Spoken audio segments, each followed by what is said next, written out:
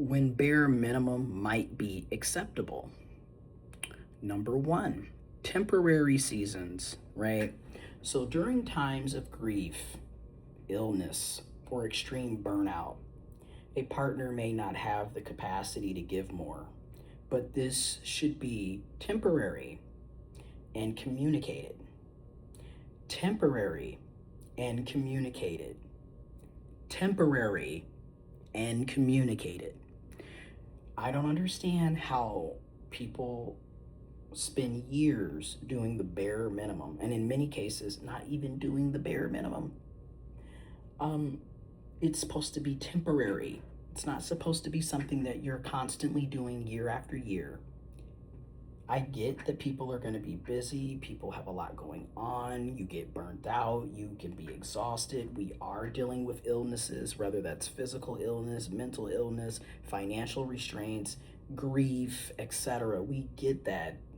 That happens. It's a part of life. So there are going to be times when, hey, I'm not going to be 100% and I'm only going to be able to provide the bare minimum.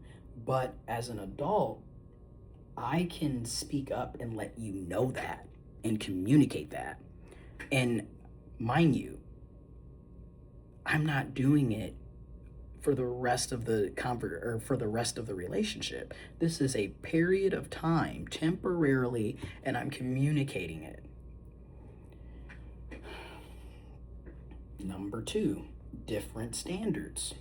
Occasionally, what one person considers bare minimum, lack of grand gestures, is actually sufficient for another who values emotional closeness over material effort. So in those situations, bare minimum might be acceptable, right? But I will also argue what I'm learning, if you're going to be pursuing a romantic relationship, a friendship, whatever, you really need to love people in their love language, not yours. And this is where you're going to have to compromise. It is what it is. You're not the same person. You can have similarities, but you're not the same person. So while you might not care for grand gestures, that's what the other person wants. So guess what? Sometimes you're going to have to do a grand gesture. And then for the other person who likes emotional closeness over material effort, this is where I have to work on. I'm going to have to stop loving you in my love language, which is me spending money, me planning dates, acts of service, gifts. I'm going to have to focus more on, emotional closeness. So perhaps we play video games together, or we watch a movie together, or we cuddle, or we talk about our feelings. We do little check-ins. That's a way to do emotional closeness in a safe, healthy way. Instead of me, I bought you this because I thought you would like this, because that's just it. If that's not that person's love language, you need to love them in their love language.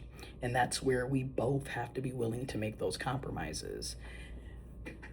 And I think that's another thing, like people do not all, but some people do not like compromising. And to me, that's just the further issue with men, is we have to stop being so selfish to the point that it's my way or the highway. That is not how healthy relationships work. You have to be willing to meet each other halfway. You cannot expect to get everything you want all the time.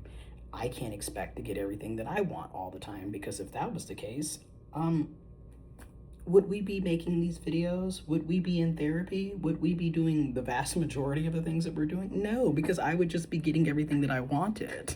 I would probably be a very happy camper.